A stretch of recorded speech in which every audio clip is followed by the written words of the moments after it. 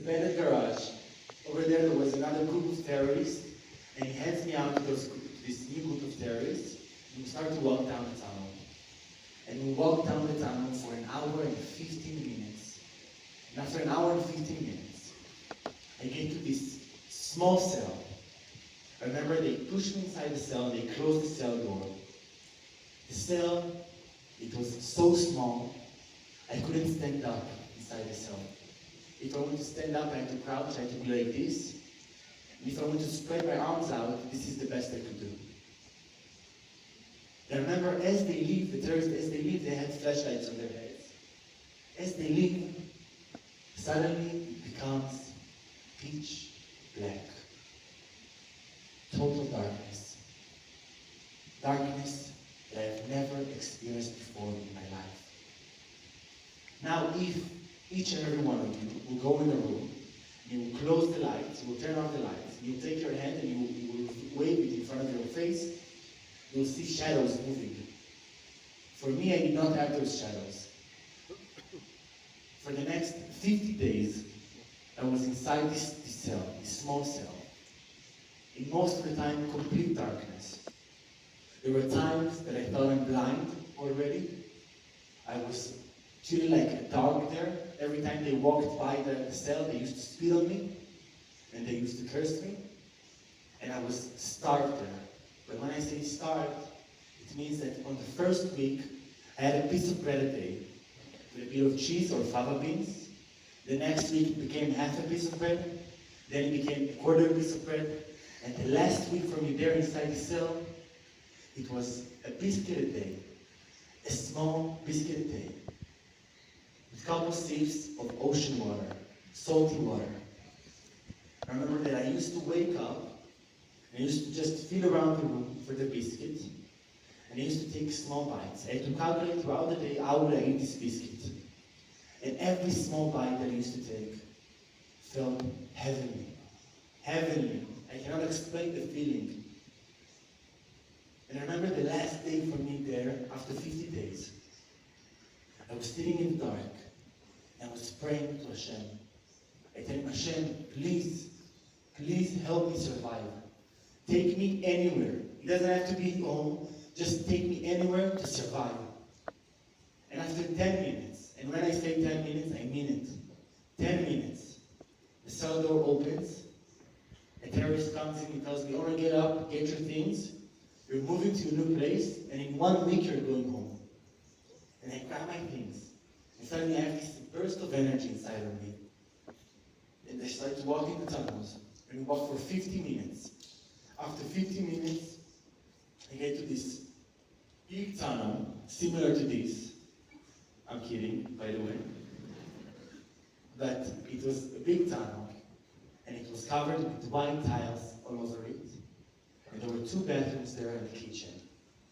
And as I walk in, I feel like, wow, it's the heavens of the tunnels. And the first thing I do is they let me take a shower, and they give me some food. And I remember I was sitting on the floor, and I hate my food with my hands, because they didn't give me any silverware. And as I eat with my hands, because I was starting, I ate so fast, there were 2 terrorists standing right next to me. And one of them tells the other one, in Arabic, tells him, Talla al-Khazir. Look at the pig. Look how he eats. And I didn't care, I just ate.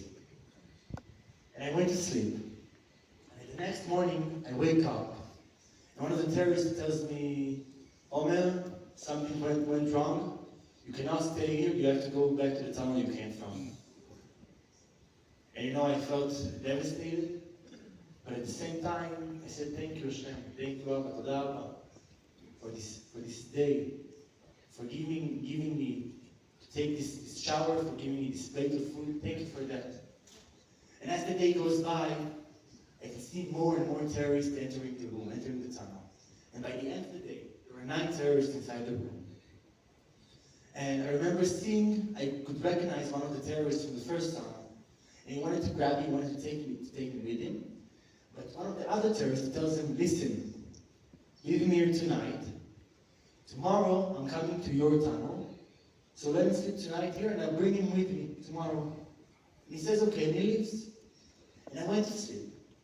And at the night between, the Israeli Air Force, the IDF, they bombed an area in Gaza. And this area, right underneath it, it was the path to the other tunnel. And the tunnel got destroyed. So I couldn't go back to the tunnel that I came from. And the next morning I wake up and I realize that. So for the next 400 days, I stayed in this heaven of the tunnels with most of the time 4 terrorists. But at the first 27 days, there were 9 terrorists there. And the army, the IDF, they were right above us. So for 27 days, I hear tanks going above my head. And I hear the Air Force bombing. And even sometimes at night, I can hear soldiers speaking through the vent. And after 27 days, the army, they pull away. And in those 27 days, I must say, it was one of the hardest times for me. Because the way they treated me, because the way that the terrorists used to treat me. But after 27 days, their army, they left the area.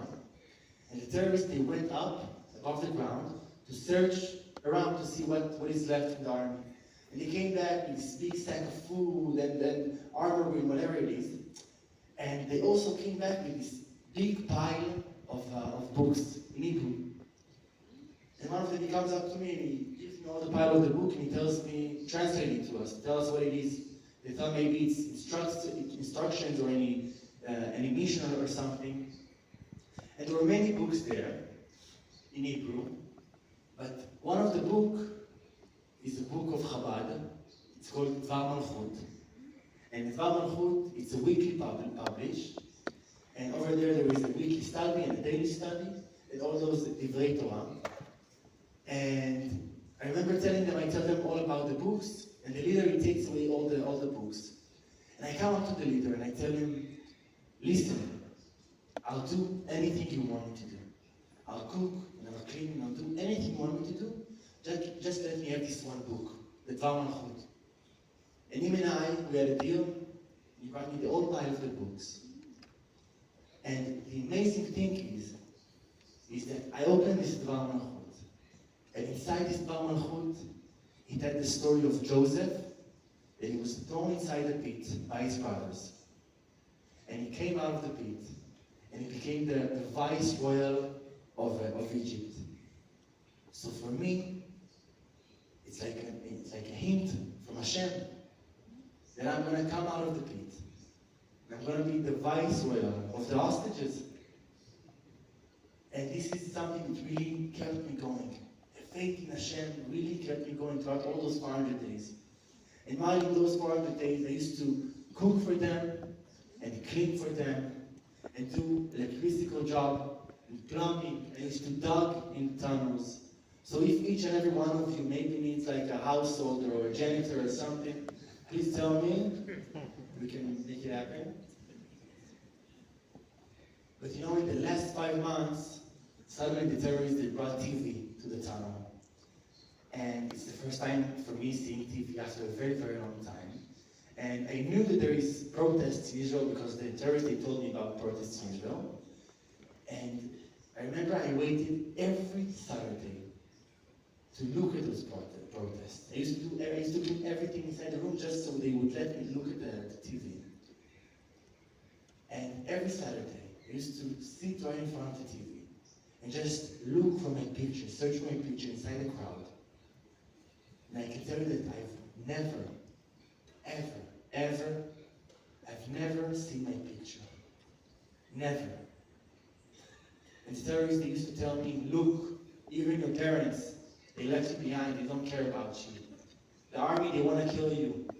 The government, they don't care about you, they don't want to bring you home. And you know, I couldn't believe it. Because I know my family, I know what they're capable of, I know my friends. But me not seeing them, it broke my heart. It shattered it to pieces. And I remember I had those nights that while I was sleeping, I used to dream that I'm going back home and I'm yelling at my parents. I tell them, where were you? Why didn't you fight for me? And Baruch Hashem, Ishtabach Shalom La'ad, my parents, they're the founders of the Hostage Forum. And they did such an amazing job. Them and my brother and my sister.